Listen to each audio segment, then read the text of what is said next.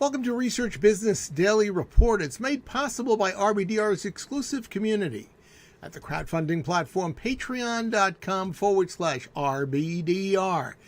I'm Bob Lederer, for 25 years the respected voice in market research.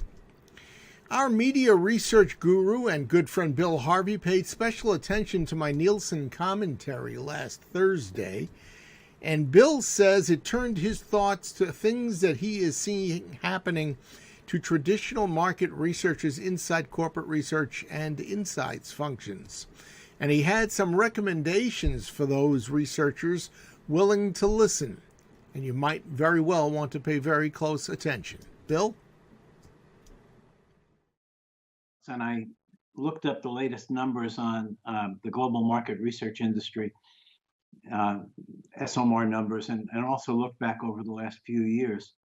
You know, the data analytics part of that industry is now $30 billion and growing at 10% a year. The traditional market research business is growing at only 1/10 that speed, 1% a year. It's still larger, it's 46 billion. Of the total 76 billion, 81% is quantitative. Qualitative is shrinking already. Some regions of the world are shrinking, like the EU, in terms of overall traditional market research, but not in terms of the new analytical mass data, which isn't called market research. So those of us who have market research or media research in our names or job descriptions or titles or resumes are actually doing ourselves a disservice on the job market in terms of personal success. I believe that there's a job fear cascade, not just in the advertising and media and marketing industries, but in every industry except maybe the most cutting edge.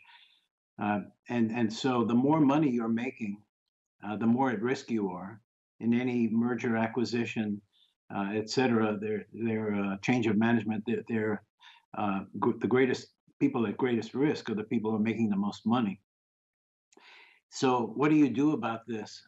The first thing I think is there's three recommendations. One is to rename and repackage yourself. If you're known as a traditional market researcher or media researcher, that isn't a good thing for your personal fortunes in the future. It's much more hip nowadays for CEOs and CMOs to raise the importance of AI and data science and data analytics. And it's pushing down things like market research, and even a better title for what we have always done is marketing science. But it's not as good as data science nowadays. And it's all because of what's trendy in the boardroom and in cocktail parties and in pillow talk. So the first recommendation is to consider changing the way you position yourself and what you know and what you do. The second thing is to learn. And it isn't necessarily new statistical techniques that you need to learn. The new statistical techniques, machine learning and stuff, are easily learnable if you've got some basis in statistics already. What really sets people apart is the degree to which they know how to use mass data. That's what you need to learn, how to use mass data, set-top box data, that kind of data. What data exists within your own organization?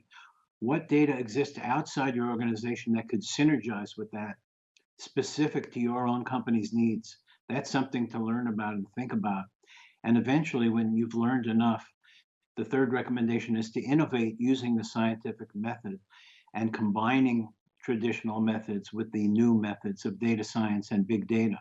That's why you need the learning phase of what big data piles are out there, what are their pros and cons, how can you use them, what do you need to know to evaluate them, and what can you do with them for the benefit of your company. Those are my three recommendations for today, given the changing environment that we're all in.